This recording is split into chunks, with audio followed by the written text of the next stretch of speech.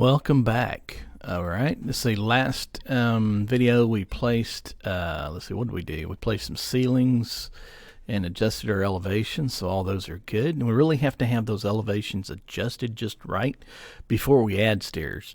Or if we don't, then that'll kind of set our stairs off and everything. So we're going to set our stairs so that we can get up to the second level. And we have to look at our drawing and see where can we most conveniently place a set of stairs so that people can get where they need to get. Here is my master bedroom, garage entry is going to be right here. Front door is going to be right around in here somewhere. I'm thinking a little bit closer to the garage right here.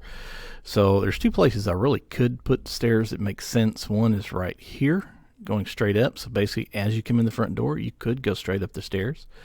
You may not want that, though. You may want the stairs here, which are more centrally located for everyone. Okay, so I think that would probably be a good idea. And you have to think of your clients when it comes to this. And, your clients typically, if they're buying a house like this, they probably have children. Either young and they will be climbing stairs, or they're already climbing stairs. Some of them may even be teenagers already. So you have to think like a family in this case and think, do you want them to be able to run upstairs as soon as they walk in the front door, or do you want them to have to walk through the living room so at least you have a chance to see them and say hello before they disappear upstairs? And, of course, parents, families, they think of things like that, and you as a designer have to think of things like that as well. So we're going to put the stairs right over here. So that's centrally located, most convenient for everyone, no matter where they're at. And that's also I'm gonna have to think about how to treat this room with those stairs being right in front of it. So we'll have to figure that out as we go. Stair tool is right up here in the ribbon under the circulation panel. And I'm going to click on stairs, and right now they're just plain old everyday stairs. With this particular stair, we can do what we call a switchback, or we can do a straight run. Or we can actually do I forget what it's called, but it's where you just do a single turn, not a complete switchback, but you just go up in one direction, then you make a 90-degree turn and go into a different direction. And that might be ideal for this set of stairs. I'm not sure. But let's see. I'm going to try to run a straight set of stairs up right here. Now, one thing about the stairs is, right now, your project, you're going to start on level 1 with your stairs. Okay, you have to start at level 1. Some of the things are already set, such as there is no offset currently. Actual run width is 3 feet, and that is minimum by code. Automatic landing means that if you turn the stairs in either direction, it will create a landing for you. This means that you're going to run the stairs by the center. So basically I would click somewhere where I think the center of the stairs are going to be, and I would drag the run until it completely ran out of steps. But actually I'm going to run right because I want it to hug that right wall right there. So I'm going to change my run to run right. Down in this portion, this gives us a lot of the information that is based on where our stairs are going to start and where they're going to end. Base level, of course, is level 1. That's the floor level of level 1. There is no base offset. Top of wall is telling me that that is going to be the top level, but that is incorrect. I don't want it to go to the top of the wall. I want it to go all the way up to level 2 floor. Come all the way out on the floor. So I'm going to click here, click the drop down arrow, and click level 2. So that will get me on that floor level of level 2. I don't need to offset it. If I did, I could put something in there. But I don't, because the project knows what the distance is between level 1 and level 2, and it will automatically create those stairs according to that. This is the desired number of steps. You can change that if you want to, but you have to keep in mind that you have a riser height code for your riser height that has to be maintained, and I want to say it's 7 1/4 inches. We are under that, so we're good to go. We're at 6 and 53 and 53/64 of an inch. Tread is going to be 11 inches. There's also a code involved there, which is, I want to say around 10 inches. Maybe I will come back with that information information a little bit later, but it is going to be set in here according to code, which is actually going to be a little bit over code. All right, so we're actually ready to start running our stairs. We don't really need to change anything else in here. With the desired number, if you put like, let's say 20 on there, then of course you would get a reduced riser height and a reduced tread size to do that with. So let's start. I want to start right at the edge, and I'm going to drag it, and it looks like it's going to come out pretty good. It's a little bit too close to the wall, but you can see, I guess, in ghost fashion there, you can see how it's starting to draw the stairs. And if you look to the far left, it's showing you where the end of the stairs are going to end up. So you have to draw it all the way out, because you have to get all the way up to that next level. If you decide you want to stop it right here because you need a door on this wall or something like that, you can't do that because your stairs are not going to go up all the way. However, I do want a door right over here, so what I could do is turn this set of stairs. Maybe let's take it back here to around, and right down at the bottom, if you look at the very bottom, and I can't move my cursor to show you, but if you look at the bottom of that ghosted set of stairs, you'll see where it says 12 risers created, 4 remaining. All right, and that tells you about how many risers that you have created and how many you still have to create. Typically, if you're going to do a run of stairs and then turn 90 degrees or do a switchback or whatever else you're going to do, it might be a good idea to do about half of those. Okay, somewhere right around in here, around 8 or 9 risers, and then turn. Okay, and I'm thinking about it, and I'm thinking, well, a turn just isn't going to work there. I might come back and do that later, but we'll look and see what we have here. I could actually take it on up to here and still turn. It wouldn't hurt to turn right here. So I'm going to go ahead and do that. All right, and then I'm going to, so I'm doing a run right. So now I need to change it to run left and do that. And that's not a good spot for that. Get out of that, and I'm going to still run left. I'm going to start right here. And there we go. See that landing that just popped up right there. You can see that. All right, so there's my set of stairs completely run out. And I could see one problem already. Somehow in the process, no wait, it's good. It's good. I thought it had popped back to its original setting, and I didn't want that. All right, so now here's another thing you want to just double check. After you finish your stairs, you want to click on this green check mark to let them the program know that you're done. Then you're going to do a section. You're just going to draw a section right through here. You want to make sure your stairs really did make it all the way up to that second level. So we're going to double click on that, or actually I want to change that. I want to face the other direction. So I'm going to click on these little double arrow lines. That's going to change the direction.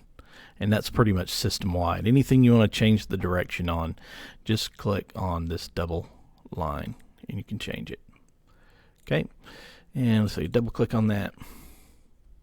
Looks like they came out good. Okay, looks like I came right up here, and then there'll be a little bit higher step in order to make that rise come up right there, or I could even offset that to make it come up higher. But if I do, I'm going to do it much later once I add the floor finish and then see where it comes to.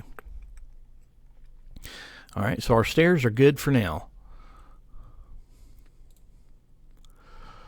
All right, and that way I'm thinking I'll still have room to run a door right here. I need 36 inches. I'm not going to get it. Not going to have it. Okay. But I do need to turn the stairs right there because I was going to pretty much run into the wall with them. I'll have to do some thinking on that, see how I want to do that. And as a matter of fact, I think for now, I'm going to move this set of stairs all the way up here on this wall. Just like so. Okay, I just moved the whole set. That's all I did. So it comes out right there by the wall. And this office is actually going to have a door from the dining room. So you're going to have to go into the dining room to get to the office. I don't know how they will like that, how the client might like that. It's a little bit different, just a little bit, not much, but it might be desirable. Who knows? It's just a decision I'll have to make and have to live with. Okay, and I'm going to get rid of this section view so it doesn't get in my way. Click on it and then click the delete button and then click OK. All right, so we got stairs. We can actually go up to our level 2 and we can see where our stairs have come out into level 2. All right, now there's another thing we have to do to stairs. Your stairwell, you have to have, and I'll move this up to about right here and we'll go into it, but you have to have at least 6 foot 8 inch clearance above your head. Okay, so as you're coming up the stairs, you're going up. The ceiling, of course, is getting closer and closer to your head. So we typically end up cutting the floor and ceiling about right in here. Okay, and that gives us that 6 foot 8 inches that we need for head clearance. I'm going to try right here from the top of that third step up to here, and it's at 6 foot 3. So I have to take it back a little bit further. Okay, and measure again from the second step. Go up to the ceiling. It's going to give us 610, so that's where we're going to aim for. We're going to cut it back to there. And the way that you do that is you go up to level 2. I'm at level 2, and only unfortunate thing is you can't see the stairs below it. We might be able to make an adjustment here so that we can. And we're going to come over to the properties panel and we're going to scroll and look for, let's see, view template. I'm looking for something to do with range, extents, far clipping, scope box. Oh, I still had this thing here highlighted, so that's basically the information it was giving me over here. I didn't want that. So now, here we go. Range base, none. I'm going to say level 1 is my range base, and good. It gives me some walls, but it doesn't show me my stairs. Range top, okay, is good. Look down is good. Excuse me. Well, that does give me a little bit of guidance. But what I'm going to do is I'm going to cut a shaft. All right, so I'm going to mouse over here onto my ribbon to the opening section, and I'm going to put a vertical shaft. I'm going to use shaft opening. Okay, and let's see, what does this one do exactly? Does it on an angle? I guess it would do straight too, but I'm just going to use this one, the shaft, the straight shaft. All right, and this is just drawing is all you're doing. You're basically, you've activated the tool, and now you're in a drawing mode, and whatever you draw is what it's going to cut out. So I'm going to cut out along here, and here I have to kind of guess where my stair rails and things are at, and I also have to guess where my stairs are. Can you see it's not showing me? So I'm going to have to guess. I'm going to take it back to here, go up to there, there. Come all the way back out to the front. Connect right there. Okay. And then I'm going to click the green check mark. So I just cut a hole for my stairs. Now I can actually hover and see where I didn't get to. So I needed to get all the way back to about right here. So I'm just going to double click on that hole again. All right, I'm going to move this back. I believe it was about right there. Click green check mark, and that's good right there in front of that second step. Okay.